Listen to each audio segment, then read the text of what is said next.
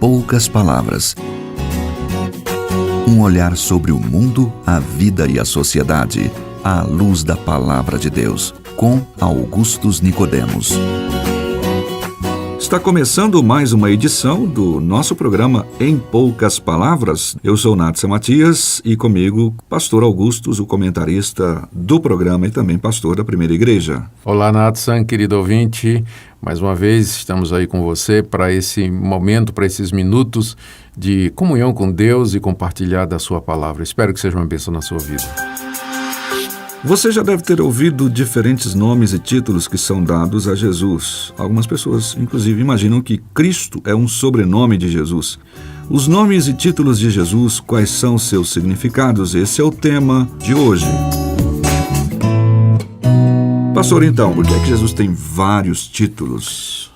Por causa da riqueza, da profundidade, da complexidade e da glória da sua pessoa. Não há um único título que seja suficiente para expressar tudo o que ele é, tudo o que ele fez e tudo o que ele representa. Por isso que a Escritura, a Bíblia, se refere a ele usando várias designações, adjetivos, títulos, né? Para que nós possamos, ao ler esses títulos e estudá-los, escutá-los, nós termos uma ideia da sua grandeza, da sua beleza e da sua glória, enfim, de tudo o que ele é. Essa é a razão pela qual a Escritura, a Bíblia, lhe atribui tantos títulos diferentes, Nathan. Ok, então nós vamos dar alguns nomes e títulos para que os nossos ouvintes possam conhecer alguns deles. Títulos e nomes que são adjetivos, que são atribuídos a Jesus. E aí o desafio é o Senhor responder por que eles foram dados a Jesus e o significado bíblico, teológico deles. Vamos lá. E aí a gente conhece um pouquinho mais da pessoa de Jesus Cristo. Vamos tentar. Ok, então o primeiro é esse, o Cristo. Isso. A palavra Cristo vem de uma palavra grega que significa, é do verbo ungir. O Cristo significa, na verdade, um ungido. E é uma referência ao Antigo Testamento, ao servo do Senhor, o Messias. A palavra Messias, ela significa exatamente isso, aquele que é ungido.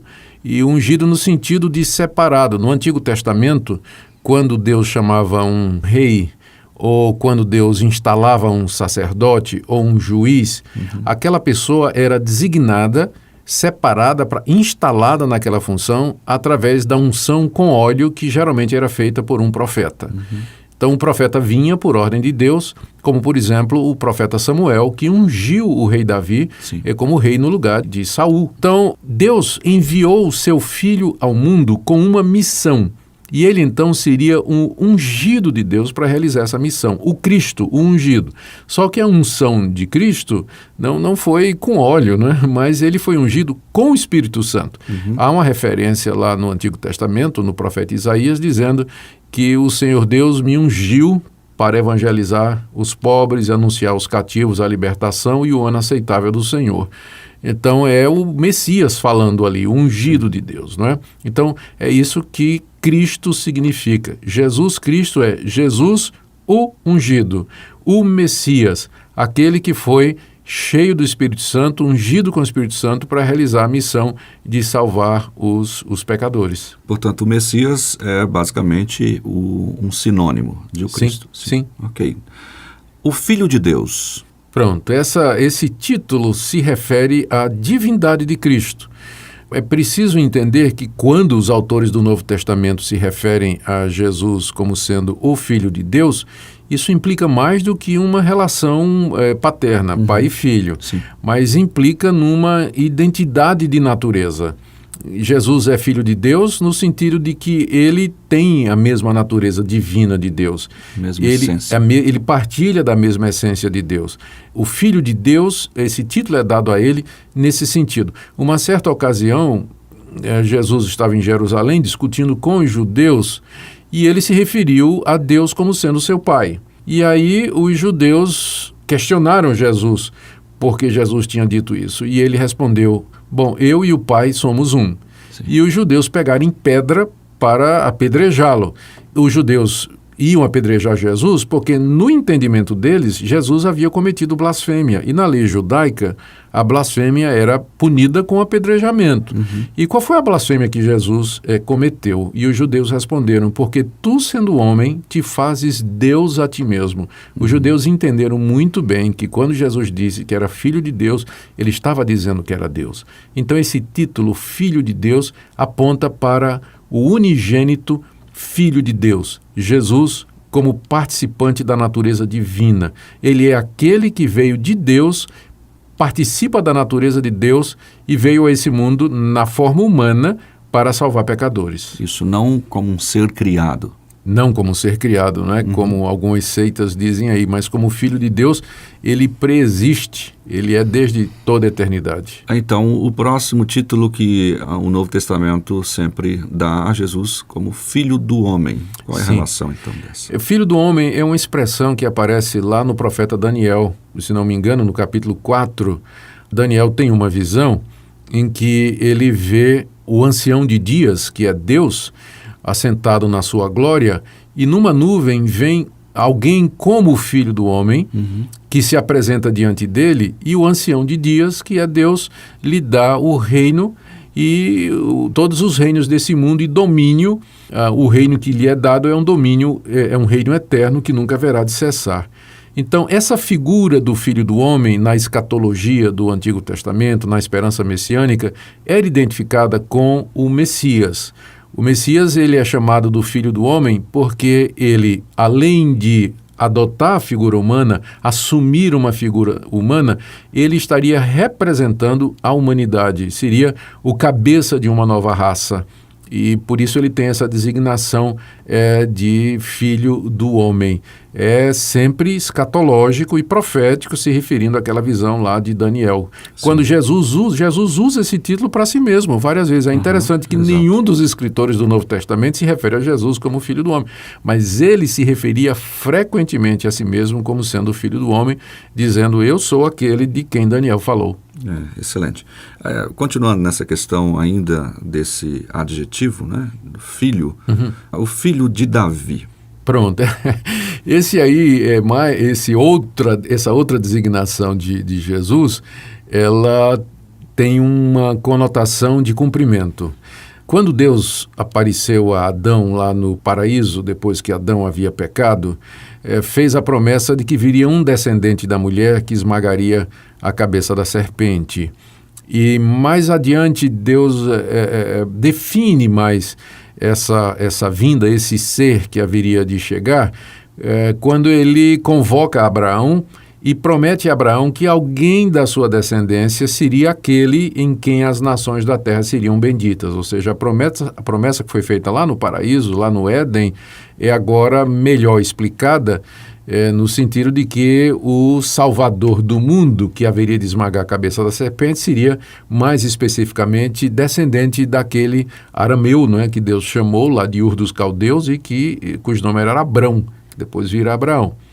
E dos descendentes de Abraão veio o rei Davi, e a quem Deus apareceu e fez a mesma promessa, dizendo que da descendência de Davi, Deus haveria de levantar aquele que se assentaria no trono de Israel para todo sempre.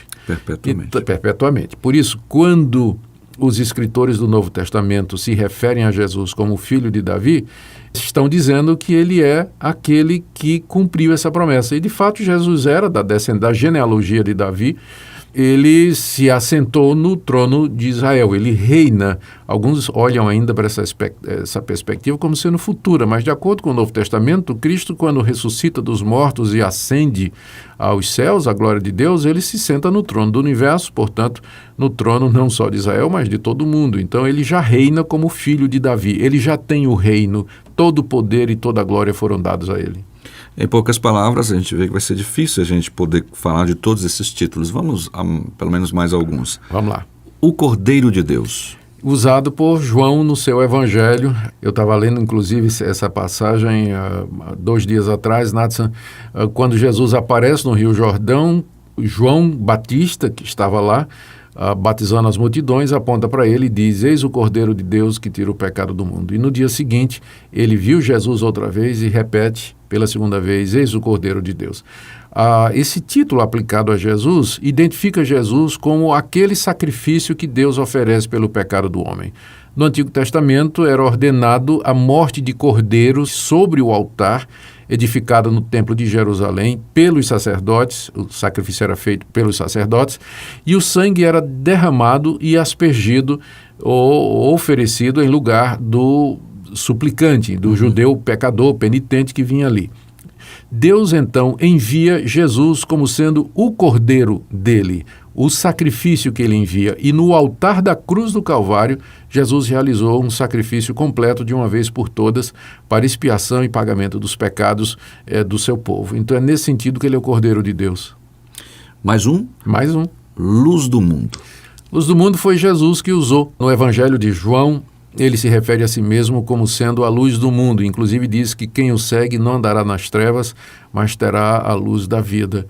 Eu creio que Jesus usou essa figura, essa ilustração a seu respeito, para mostrar que a humanidade está em trevas, trevas de ignorância espiritual e trevas morais.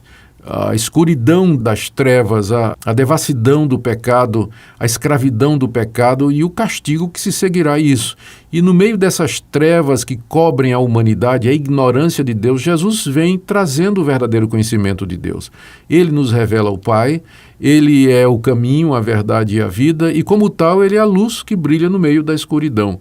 E eu acho que tem até um outro fator interessante, Natsan, é que se nós o seguirmos, nós saberemos para onde vamos, nós veremos o caminho, nós não tropeçaremos. Nesse sentido, ele é a luz do mundo e não a outra, ele e ele somente. Bom, há muitos outros títulos que a gente podia estar citando aqui, nós vamos encerrar por enquanto. Depois da música, o senhor me fala de mais um só, que é Salvador. Pois não.